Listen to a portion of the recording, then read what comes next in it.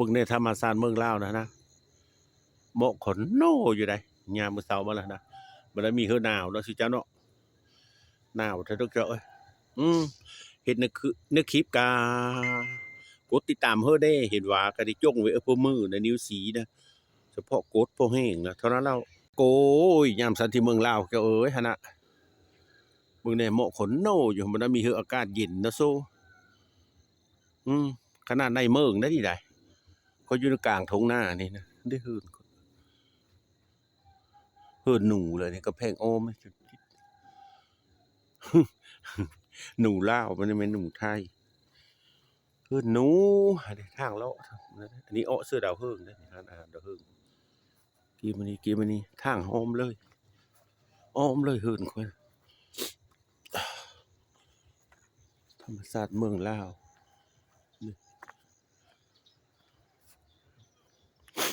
ส่วนกล้วยน้อยคนในดินเศษอันนี้ไม่ดินตัวเองนะ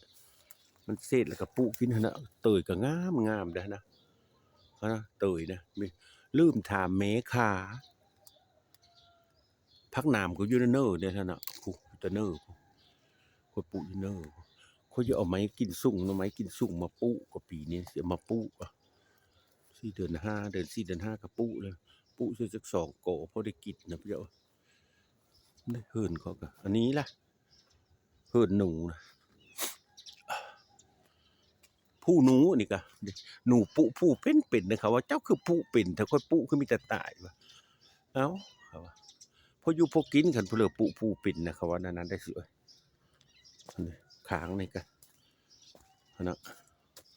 ไม่ได้มีเพลเล่ก็ไม่ได้ไปทั้งเลยเนาะถ่ายคลิปก็เข้า YouTube ก็ถ่ายเอาเฮิร์นตัวเองนี่แหละเท่าเลยไปซิเลยได้พักกระว่านกินน้ำมันนี้แล้วนะปิดดอกมันประกาศกันนะมึงเนี่ย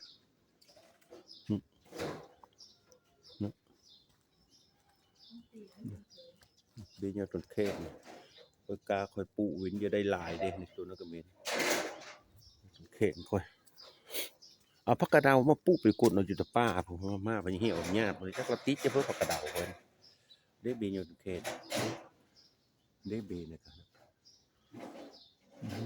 มันได้เจ้ากาพอได้กินเด็กแม่นมดอันยอดเข่งคุณไปคุณละล่ามไปคุณละธรรมศาสตร์คักเนสได้เหินคน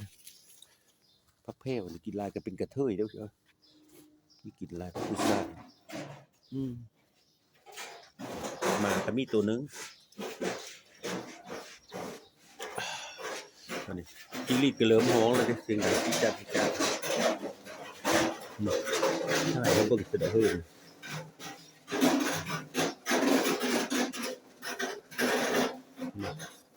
ถ่ายเฮิงรีวิวเฮินตัวเองเขามู่เบิ้ง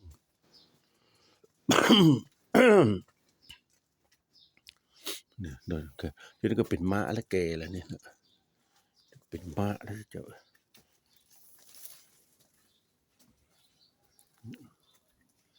วิมอนกินม้านั่นแล้วเจ้าติดตามทางคลิปพอดีเด้อบ้านพี่เหลือวะอันนี้นะวะบ้านพี่เหลือวะในบ้านซอกว่างบ้านนักกอยนักกอยเบิ่งได้สู้เจ้าเบิ่งได้ไข่มดแดงนะผู้ที่จักเศษนี่นะบ่าวโอ้โยหาลูกครับหาลูกก็600,000เลยหาลูก4พื้นเขาคอยเบิ่งอยู่นี่ก็จะเอาเข้า YouTube พื้นเขาก็เบิ่งได้เดิน3นั้นยังมีเยอะตื้อเนาะฝนมีโหยนะเบิ่งได้โซ่5-6 เศษแล้วได้ดีนะเป็นพระพอดีได้ถือรถวิโก้ได้คันนึง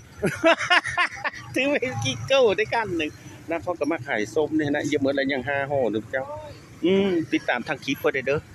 หน้าบ้านอันนี้นะย่ามรู้ไหมกับไข่รู้ไหมได้ย่ามได้ปลาไข่ไข่มดแดงมีครบมัดนาซูในซันได้อื่นเด้มีจักกบจักหอยบ่นี่นะมีจักมะขามหวานเนาะมะเขือคืนนี่นะส้มปลาหน่อยมันราคาปัดไปเลยนะสะอ่อนเนี่ยเมืองลาวเนี่ยแนวนี้แล้วผมจะเอาผู้เฒ่าน่ะมีได้อยู่ได้แห้งหาได้เท่าไรแห้งหาผู้เฒ่าก็บ่ได้อยู่ได้เงินเธอเลิกไปแห้งหานใบเลื่อเมื่อดีดหำมาเตะละหำให้เว้นเบอร์เลอร์ออนโอโลโอเล่แล้วลูกหลานไปหงเฮนตัวนี้ก็พอคาหน่อยอันนี้ก็ตามโทรบุญคุณเลยดิจะเป็นเจ้าของวันนี้นะวิซ่าอาชีพเขานะ สาธุเกิดมาเฮามีตีนมีมือคันมือกุดแล้วเสียแล้วนะสู้อันน่ะได้เกาะเขิงข่ายย้อนแล้วพวกเจ้าเว้านั่นเลยนี่นะค่อยมาแต่ตลาดแต่ค่อยมาตลาดมาเลาะยัง3ถุงเนาะยังหมดละมีที่หนังว่านนี่อันนั้นยัง3ถุงเพิ่นเลยเป็นเจ้าของแล้วเนาะสู้โอ้ยสาธุเกิดมากะครบเหมือนส่วนสุแนวตีนมือก็มีมือก็เฮ็ดคอเกาะก็เป็นได้สู้เทวดาซอยสู้เนาะคันมือกุดแล้วมีบ่อนเกาะมึงก็บ่ถ่ายคลิปเข้า YouTube อันสมหมูป่าถง25,000 กีบยิงเสียงเงินบ่ใส่กินปีแล้ววะ